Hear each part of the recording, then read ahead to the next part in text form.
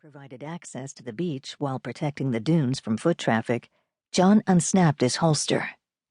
He noticed that Tommy, always in search of excitement, had already unsheathed his firearm and held it poised in front of him as if he were part of a SWAT team conducting a raid. Normally he gave his partner hell about his gung-ho tendencies, but this time he acknowledged that the car's stolen status did increase the possibility of an armed perp. Footprints, Tommy noted as John's flashlight swept the packed sand at the bottom of the wooden steps leading onto the beach. The prints were narrow, with only a shallow indention, indicating that whoever had abandoned the crashed vehicle wasn't too remarkable in size and was also barefoot. They followed the trail for a couple 100 feet before it veered into another village of sand dunes anchored by thick ocean grasses and vegetation. John raised the flashlight, sweeping the area. A shadowed form crouched behind a scraggly cluster of oak trees, barely visible and as still as a rabbit trying not to end up as quarry. "This is the Atlantic Beach Police," John announced in an authoritative tone, removing his weapon. Tommy stood beside him, already in shooting stance, his gun's barrel pointed into the trees. "Come out slowly with your hands on your head." The form remained motionless. "Come out now!" John stepped carefully closer and focused the flashlight's beam directly on the figure. "You think we won't shoot you, asshole?" Tommy yelled. "There's 2 of us, and only one of—" John laid a hand on his partner's arm, pushing the gun's nose down. "Christ, put that away." The huddled form was a woman. She squatted on the ground, her slender arms wrapped around herself in a protective gesture. A curtain of sleek dark hair concealed her face, but the flashlight illuminated her skin and the dried blood on her hands, arms, and legs. At first, John thought she wore a bathing suit, but realized with a jolt it was only a skimpy pair of panties and a lace bra. She trembled in the beam's filmy swath. "Ma'am? You all right?" He came a few steps closer, one hand stretched toward her. To Tommy, he said, "Go back to the car and get a blanket and call for an ambulance."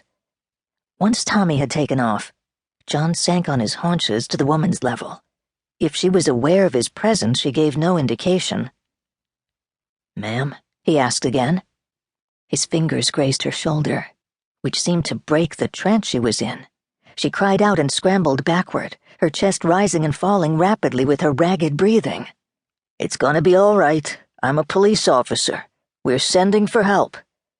Her brown eyes were wide with fear or confusion, her pupils dilated, a likely indication of a head injury, or possibly drugs.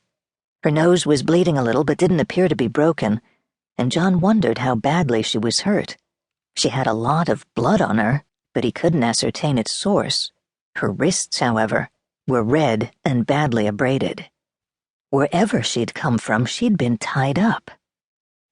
"What's your name?" The woman blinked at him warily. "Mia," she managed to say after a long moment. She sounded uncertain, her voice barely audible above the roar of the ocean waves behind them.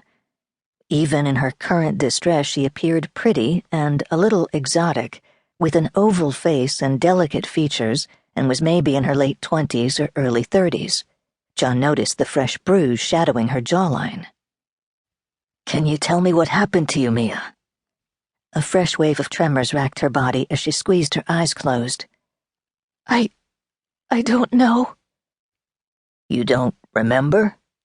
She shook her head, biting her lip. Her long dark hair lifted in the ocean breeze. John noticed a wide section of it was several inches shorter than the rest, as if a handful of it had been carelessly lopped off. She jumped at the sound of Tommy bounding back across the walkover toward them. "It's okay," John assured her. "That's my partner, Officer Haggard. I'm Officer Panotti. You're safe now, all right?" Tommy appeared beside him, out of breath from his speedy trip to the cruiser. "There's a bus on the way." She recoiled as he moved forward to wrap her in the blanket he'd brought back. "Sorry, I'll just hand it to you." Tommy held it out. Her left hand shook as she inched forward, tentatively reaching out to take it.